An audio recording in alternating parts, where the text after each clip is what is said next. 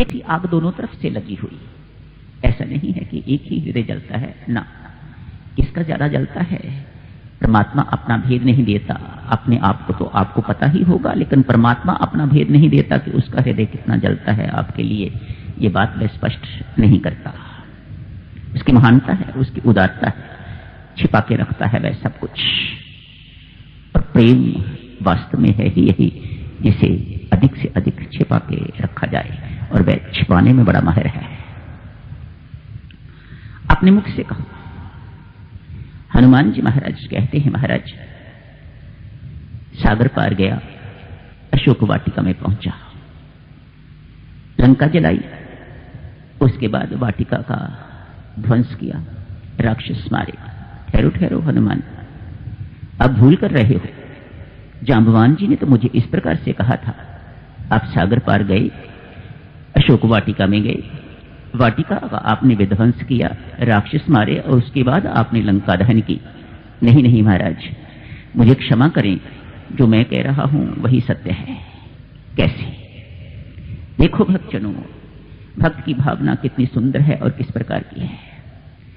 हनुमान जी महाराज कहते हैं, महाराज मैं तो पेड़ पर बिल्कुल छिप के बैठा हुआ था, क्या दिखता हूं?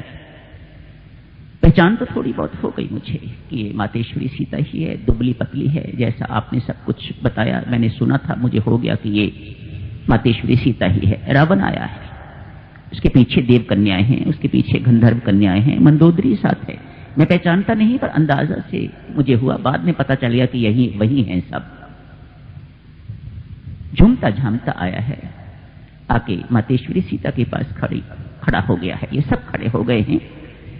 उटपटांग बोलता है, बड़ी गंदी भाषा का प्रयोग करता है, कटु शब्द बोलता है, इत्यादि इत्यादि। मां इसकी ओर आंख उठा के नहीं देखती।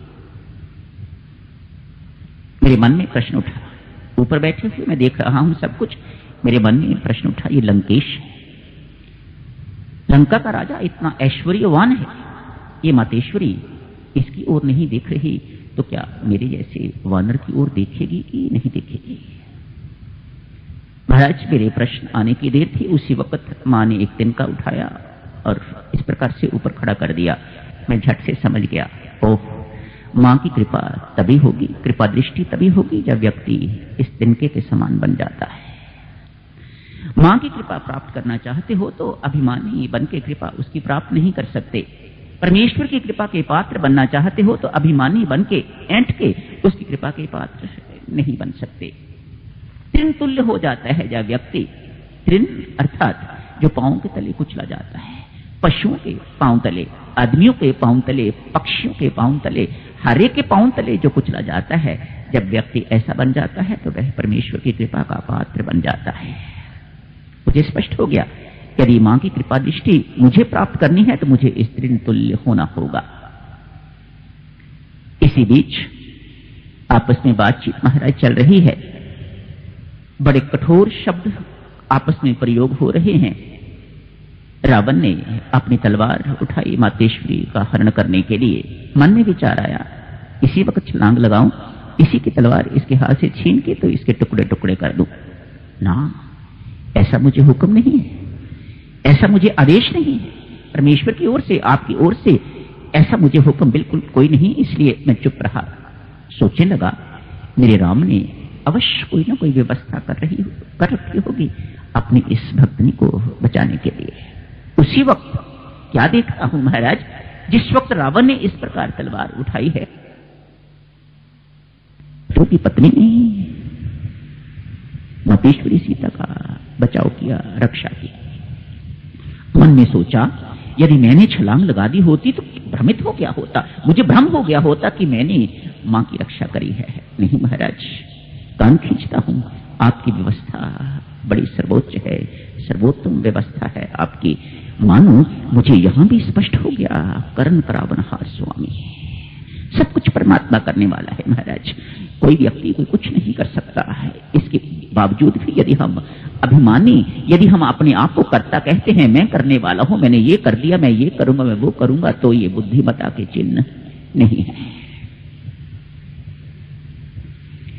रही बात महाराज लंका दहन की, उसकी कहानी भी सुनिएगा प्रभु। रावण तो चला गया है, अश्वियां आ गई हैं, पास ही हैं, उन्होंने आके मां को घेर लिया है, बड़ा तड़पाने लग गई है, बड़ा तंग करने लग गई, तरह तरह की ताड़ना देती हैं मां को। मां बेचारी चुप बैठी है, कुछ कर नहीं रही। इसी बीच त्रिजटा आती है। त्रिजटा तो महाराज लंका में रहने वाली एक संत है, संतनी है। आके अपना स्वप्न सुनाती है। अरे मत कहो, मत छेड़ो इसको, मत दुखी करो, मत तंग करो, मत परेशान करो इस देवी को। आज मैंने स्वप्न देखा है। और उसी स्वप्न में महाराज उन्होंने कहा एक वानर आया हुआ है यहां, वह लंका को जला के राख कर जाएगा, लंका को आग लगाएगा। मैंने सोचा महाराज ये वानर कौन आया हुआ है? मैं ही आया हुआ हूं, मैं ही आपका भेजा हुआ वहां पर गया हुआ हूं। क्या परमेश्वर ने जो कुछ मुझे कहना था, संभव क्या वह संदेश अधूरा था, वह पूरा करने के लिए मुझे त्रिजटा के हाथ ये संदेश भेज दिया था कि मुझे ये काम भी करना है। पर मेरे मन में बड़ी दुविधा हुई महाराज, मैं ये संत का कहना मानूं या परमात्मा का कहना मानूं। इसलिए मैं बिल्कुल